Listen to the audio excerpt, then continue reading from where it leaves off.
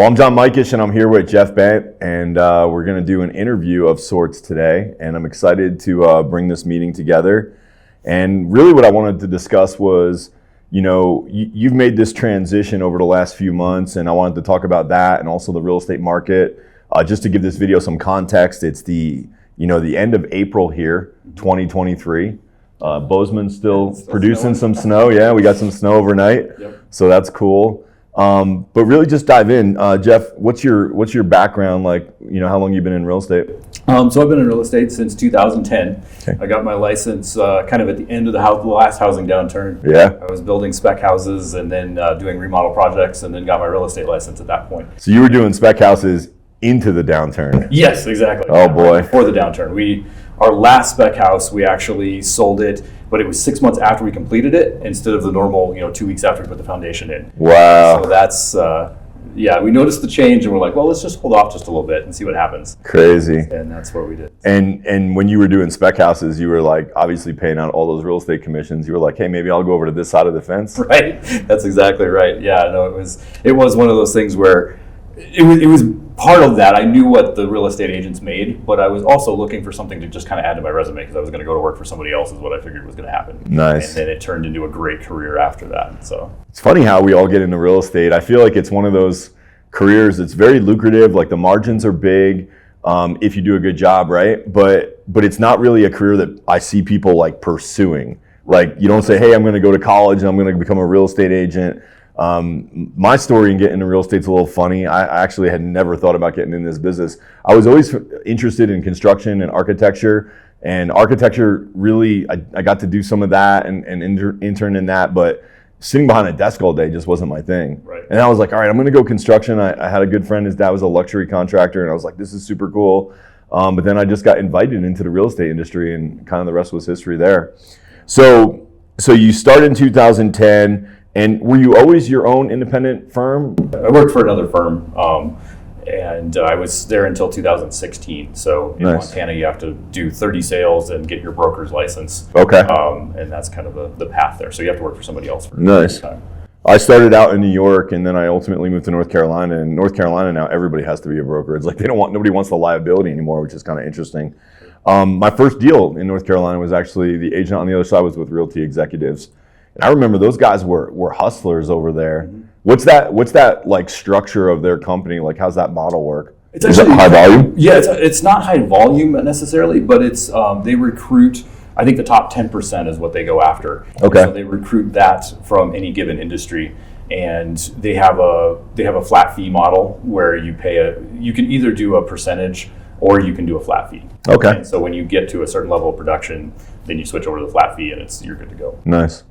Yeah, it's kind of like the path. First I was with, a small mom and pop, and then I went over to Remax, and, I thought like, man, I found it. Like, it's so low cost. The splits, 5% versus 50%. And I was excited about that until you start to hit those production levels where all of a sudden 5% is a whole lot of money. Right. So you were with Realty execs a while, and then did you transfer then to your own company? Yeah. In 2016, I got the chance to get my broker's license. I actually had the qualifications before that, but that was when it kind of made sense to do it.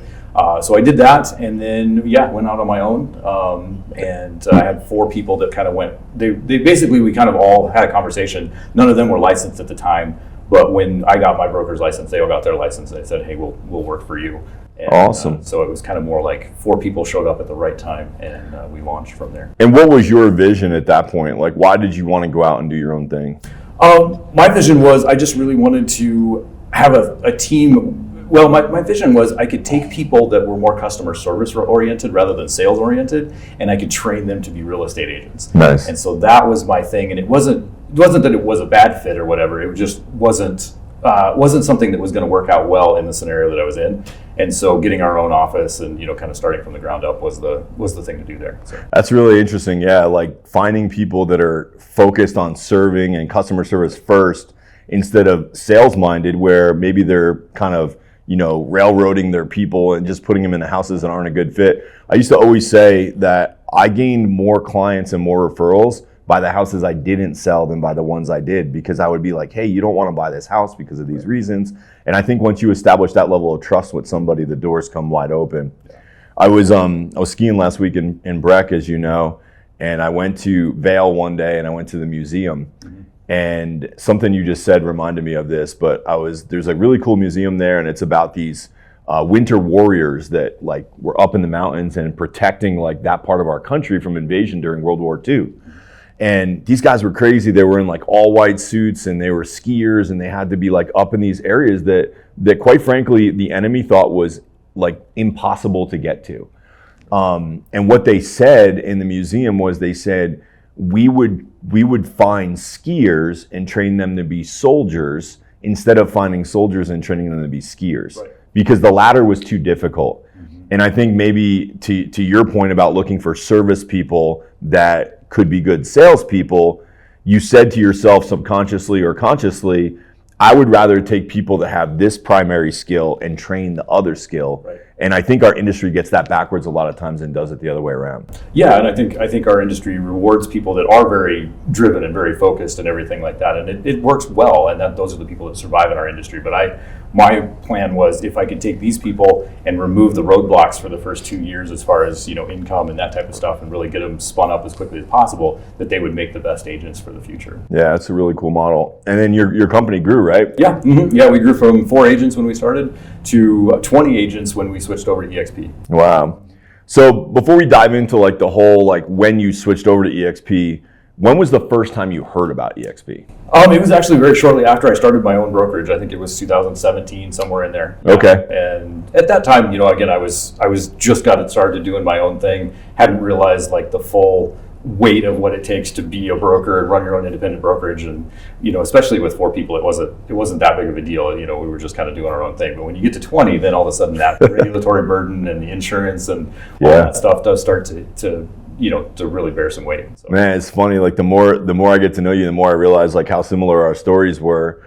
I started my own brokerage in 2014, and I was like, this is the path that I'm on for the rest of my career. And 2017 was when I first, started not getting my knocks on my door about eXp, and I was just not open to it at all. And I just felt like the independent broker was the way to go. I could serve my agents. I could produce a brand in the marketplace that I was proud of, and ultimately, obviously, that changed for both of us. Right. So what was it, or when was it that you heard about eXp? When you actually took a look at it and said, maybe this is for me?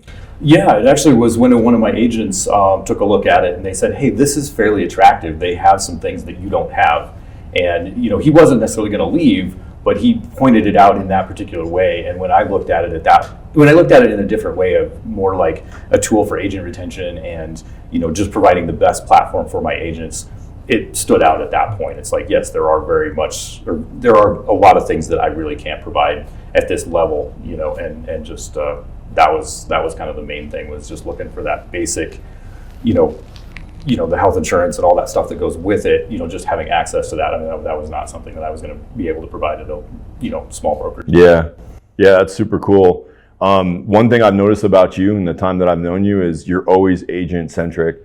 Like a lot of brokers say that they put their agents first, but I feel like you live it and breathe it in your company. And every time I come in here, like I just see the things that you do around your office for your agents, and I think it's really cool, man. Well, thank you. I appreciate that. I've always figured that if I treated my agents, the best that I possibly could, they would do the best job that they could, and nice. Really help our clients, and that's what I've gone for. Very cool. Yeah. I was very close to eXp for a long time, and probably a little bit bitter and angry about it. It really took off in my marketplace, and I was doing really well as an independent firm, and I just felt like it was gimmicky at first. Like I knew enough of it to know I didn't want to look at it without knowing enough about it to really understand what it was. Right. And I had a couple agents leave me and go to eXp, and I think I dug my heels in even further because of that. But ultimately, I left North Carolina where my firm was, and we traveled for a year and a half, and then COVID happened, and I landed here in Bozeman, Montana. And it was when I landed here that I said, okay, is my firm really offering the best option to my agents, and is it really the most sustainable model for me now that I'm going to live across the country? And that's when I reached out to a close friend of mine, and I said, okay, show me this eXp model. Just in my mind, Jeff, I was thinking like, show it to me so that I can, for once and for all, invalidate it. And I can understand why it won't work for me. And when he showed it to me, it just made so much sense. Yeah, no, and I would agree. I always looked at it as, hey, if I have to join something else and, pay fees or do whatever to that other thing, it's going to take away from what I do with my agents. And the pay structure on it looked like it would be like, okay, there's a bunch of money that's going to somebody else that I wouldn't be able to help my agents out at that point. But when you look at it, you realize that each of the agents can also realize some of those gains as well, independent of you. Then it's a great turnaround there. Yeah, totally. I think the paying somebody else, because as independents, we're kind of like guarding all the money and then using those resources to provide value to our agents and ultimately profit for ourselves. Which is necessary. I always say, like, the profits protect the opportunity. So when you start thinking, okay, now I have to pay somebody else again, that was sort of I think my door stayed closed like extra couple of years because of that. But then also the branding, like, I was really protective of my brand, and I know you had a great brand as well. What was it that you realized about eXp relative to your brand that made you? Yeah, that was one of the other things. Probably one of the things that tipped me over on that one was that they didn't have to feature their brand prominently. We could still have our own brand. We can still operate as a team with the team agreements. And it just basically allowed us to operate on a better platform and still be us. And so that was a big thing. I think a lot of agents to this day, even as big as eXp is, it's the fastest growing real estate company in the real estate space in history. It's accelerating right now. And I think there's still a lot of agents that think that they'll lose their brand if they come to eXp. The reality is eXp wants those brands to be highlighted and showcased in the markets that they're in, and they just want to be the platform that we run our brands on. So pretty cool concept. So you ultimately decide, hey, I'm going to make this transition. What were 2 or 3 of the key points that you felt like if you had to, there's so many different like aspects of eXp, but what were like the 2 or 3 things that for you solidified your decision? Like what value were you going to get? Yeah, the training was honestly one of the bigger ones. The Game Changers training that you guys do on Tuesdays and Thursdays, that was awesome. And then also you had all of the other training in the eXp world that was always accessible if somebody needed a certain topic. It's there, it's in a database, it's easy to find.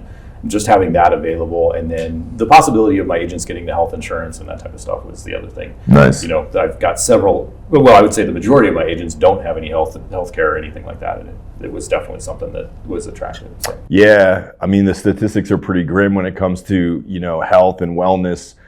They're saying like our generation might be the first generation that lives less long than their parents, but it's just a reality, right? And it's one of those things that we need to understand that a lot of agents are running around uninsured or underinsured. And I think what Glenn Sanford's vision was to have health insurance for every agent was very forward thinking, and I think it's very needed. So we moved on to the eXp health insurance plan, and quite frankly, that probably wasn't one of my top 2 or 3, but it was just one of those extra benefits that came along after that. I was like, man, like every time I turn around, like this has been proven to be a better decision than I even thought initially. For me, I invested a lot in my agents and really helping them to not only get their head above water, but to really build an amazing life. One of my core values as a person is freedom, and I want my agents to experience that kind of life-changing freedom that can come from a fruitful career in real estate. And I would put a lot into them to make that possible and into my company. And then when it became possible for them, a lot of times the end result was that they leave me. So I was trying to find a way to plug that hole in my boat of like, how do I go on a journey with my agents, help them achieve this life-changing, result, but then also stay in relationship with them. Right. And eXp, because of their model and how it works, they could ultimately leave my firm and go out on their own, and we could still be in a working relationship together with the compensation model. So I would say that was my primary driver. And the secondary thing for me was the removal of liability. Right. So being across the country, like taking that liability and, liability is one of those weird things where you don't think about it a lot of times until it's too late. Right. And, I had a really close friend and his parents got sued pretty heavily by something that they didn't even do wrong, but just the way that law works and legal, they ended up, being hurt by that. So removal of that liability for me was a big thing. So you decided to make the transition. It's been a few months ago. How did that go? Actually, it went pretty smooth. There was when we first signed up, there was kind of just like this, kind of get inundated with emails and paperwork and stuff like that, and so there was some of that going on. But the transition process for the most part was a matter of signing up and signing the team agreements, and the rest of it was important, but not first tier. Yeah. And so we just kind of let some of the other stuff. We'll catch it a little bit later. And so the first 30 days it was great, honestly. There was really no change in what we did, and then we started integrating with the rest of eXp systems. Then the transaction tracking has been something that I've really enjoyed having someone else do. So. Yeah, I bet. It's a lot. You take a company like yours with all these agents and transactions and moving parts, and then you're gonna like integrate that with another existing company that runs on its own systems and processes. eXp's definitely done a good job of making that process better. Even when I first came on about 3 years ago, it was more challenging, but we've sort of like worked out some of those kinks, and it's when we talk about the investment of an independent coming to eXp, something that I've been thinking about lately is real estate investing. Like, not only am I in the real estate industry as you are, but you build spec houses, like you understand the investment potential of real estate and how it's a hedge against inflation and all this thing. And I've been thinking lately about, I think I sat on the sidelines for 4 years because I had an independent and I didn't want to pay somebody else. Right. But now I think like all of the things I'm getting from eXp, the health insurance, the revenue share, the free stock, and I look at that and I was like, wow, all of that's coming in, and all I had to do was make this one-time investment to move my firm over. Not very dissimilar to, hey, if we buy an investment property, we're gonna have to outlay cash as a down payment, but then we're gonna get monthly positive cash flow. So I think if we think about it in terms of that nature, a lot of these independents that are out there struggling to produce training for their agents, to provide options and value in the marketplace when the marketplace is trying to take them away. I think if we look at it from an investment standpoint, okay, what if we invest into moving to eXp? What are we going to get back out of that? We start to layer those things. It becomes what we say later on, a no-brainer. Right. Yeah, and that's exactly what happened when I started looking at it too. It's like, yeah, if we join eXp and one of my agents really wants to go crazy and just produce their own thing, they don't have to leave. It's a great platform. It's an easy step forward for them at that point too. So yeah, same thing. And the training, I think we've probably minimized the value of training over the last few years because the market's just been up. But now we find ourselves in a market that's transitioning to some extent or another. Sometimes it doesn't feel that way here in Bozeman, right. But when we look at the landscape of the whole country and interest rates rising and what that's done to transactional volume, we realize that we're in a situation right now where transactionally speaking, we're probably going to do about the same transactional volume that we did back in 2012. Right. And then it continued to climb every year thereafter up until last year. The difference between 2012 and now is that we have almost double the amount of realtors. Right. So we're in a market where volume is down. It's still very healthy.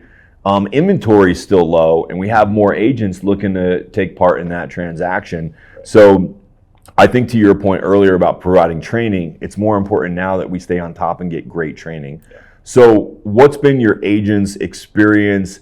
Have they all participated in the training? Like, what's that been like? Yeah, I think the vast majority of them have. I'd say like 70% of them have really kind of dug into that training, and we've gotten some really great ideas for, the last couple open houses that we've done have been massively improved by the training that we took like 2 months before that. So it's really nice. Starting to pay off at that point. The other agents, they work a side job or something like that, and so they haven't been quite as engaged in the training. But it's been, they've all picked something up from it. It's very super cool. Yeah. I mean, I have a heart and a background for training. In addition to having a real estate firm, I did real estate coaching for a while, and a couple of the other guys that are part of Game Changers, which is this hat I'm wearing here, all have coaching and training backgrounds. So when we came into eXp, we saw it as an opportunity to provide world-class training to our organization. And to this day, it's training that people are paying for, but the people that are in our eXp organization, like yourself and all your agents and anybody who joins with you, they get free access to this training. And I think it's important to make that distinction because sometimes people think, oh, well, if the training's free, how good can it be?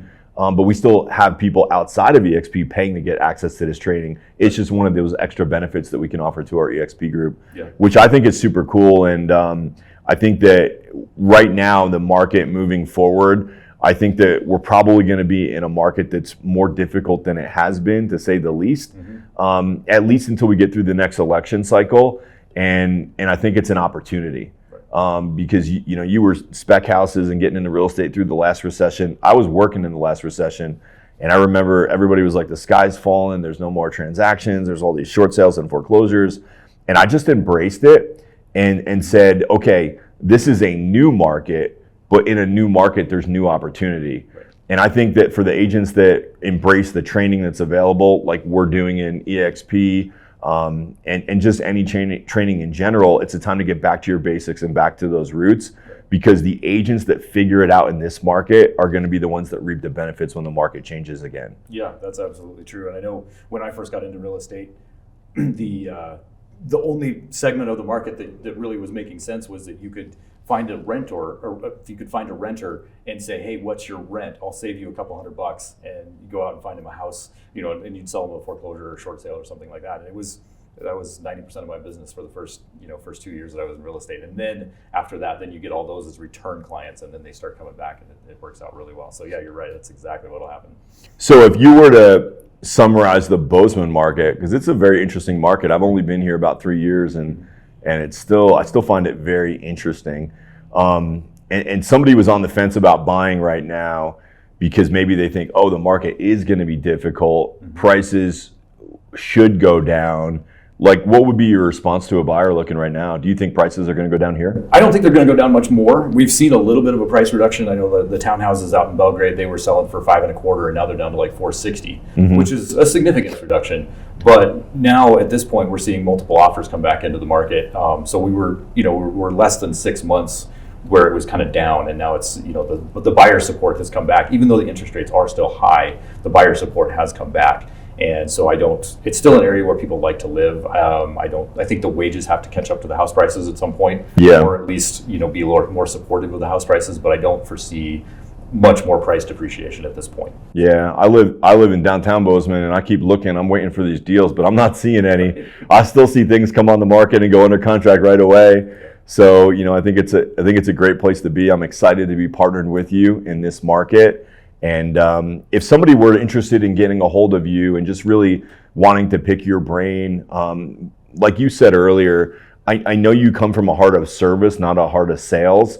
And if somebody just wanted to say, hey, Jeff, give me the skinny on this thing you did with eXp and why you did it, what would be a good way for them to get in touch with you? They can just text me or email me. I'll put my contact information in the description of the video here. And awesome. Just reach out to me anytime. I'm more than happy to chat with anybody. So. Well, it's been a pleasure getting to know you, and I'm looking forward to what we're going to build in the future. And you have some exciting plans with your new office space coming up that you'll be releasing to the public soon. And I think that's going to give you an incredible differentiation for all real estate agents in this market. Yeah, we hope to really make it kind of a center of, maybe not private office space, but really a center of, the things that you need outside of your home office. So, the things that are podcast, live training, that type of stuff, we're going to make a center for that. So, awesome. Yeah. So if you're an agent out there right now and you're realizing that you might be behind the 8 ball on YouTube and social media and podcasting and all of these things that are going to help you grow your business into the new future, reach out to Jeff. He can definitely help you with that. His setup here is amazing. All right, cool. Thanks, John. Thanks, man. Good to see you. Appreciate it. Yep.